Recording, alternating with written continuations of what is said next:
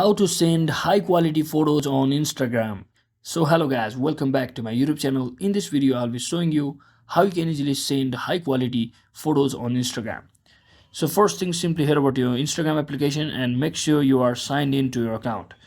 So once you're inside here, just click on your chat section at the top right corner, just like this. And once you click on any chat, just select any of the person to whom you want to send your high quality photos, and just select your gallery option from over here. And as you can see, so to send it as an high quality, what I need to do is I simply have to click on this SD button over here, as you can see.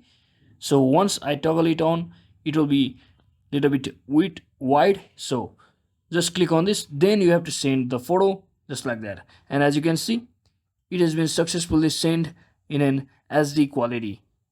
So that's how you send a SD quality image on Instagram. So hope this video was helpful guys. If it was, don't forget to like and subscribe to the channel. See you on the next one.